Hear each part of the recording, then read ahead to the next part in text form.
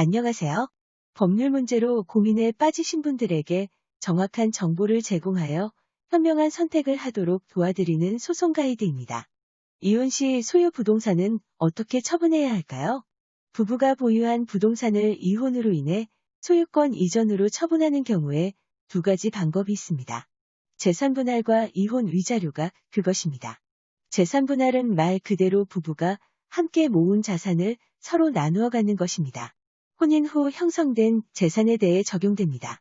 반면 당사자 중 한쪽의 귀책 사유로 상대방에게 일종의 위로금으로 지급하는 것을 위자료라고 합니다. 두 가지는 얼핏 비슷해 보이지만 세부담에서는 큰 차이가 있습니다. 위자료와 재산분할은 세부담 측면에서 크게 다릅니다.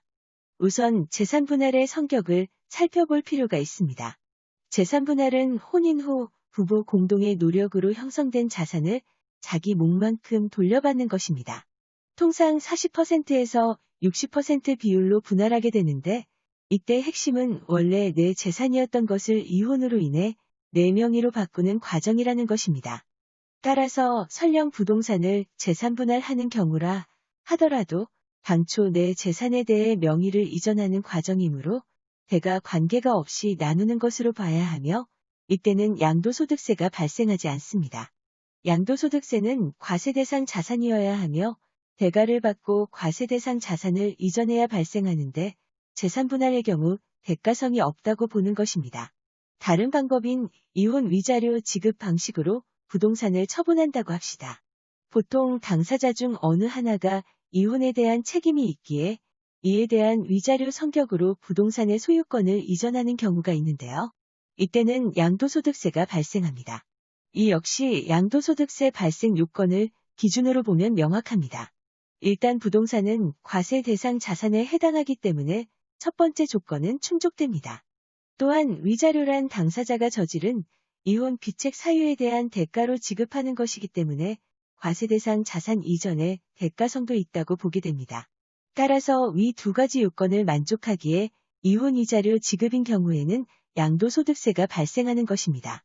물론 이전하는 부동산이 1세대 1주택 등 비과세 요건을 갖춘 경우라면 양도소득세는 과세되지 않습니다.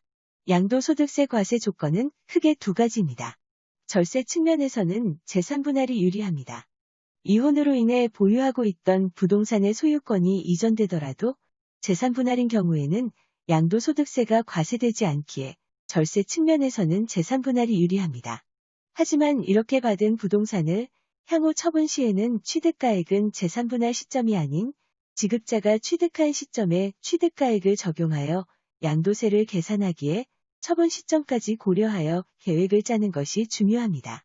따라서 이혼 전 부부 관계가 유지될 때 미리 증여하는 것도 매우 좋은 방법이 될 수 있습니다.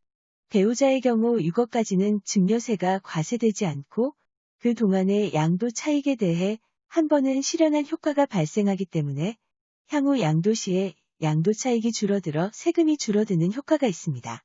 물론 증여로 인한 취득세는 4%로 재산분할로 인한 취득세 1.5%보다 높으니 발생한 취득세보다 줄어든 양도세가 더 큰 경우에 진행해야겠죠? 혹시나 나도 재산분할이 유리한 거 아는데 한쪽이 잘못해서 이혼하는 것이어서 위자료를 지급해야 하는데 절세법이 없을까요? 라고 물어보시는 분들이 있을까봐 알려드리자면 이때는 부동산이 아닌 현금으로 위자료를 지급하는 것도 한 가지 방법이 되겠습니다. 그렇게 하면 위자료를 지급하는 쪽에 양도소득세는 발생하지 않는데요. 현금은 양도세 과세 대상 자산이 아니라서 그렇습니다. 참고하시기 바랍니다. 소송 가이드는 법률적으로 문제가 될 수 있는 부분에 관해 상세히 설명을 드리고 그 해결책에 관하여 근거, 법령 및 관련 법령을 제시하는 길잡이를 해드립니다. 항상 노력하는 자세로 의뢰인의 이익을 최우선하는 모습을 보여드리겠습니다.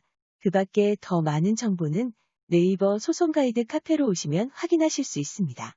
내용이 마음에 드셨다면 구독과 좋아요, 알람 설정 부탁드립니다. 더 좋은 내용으로 찾아오겠습니다. 감사합니다.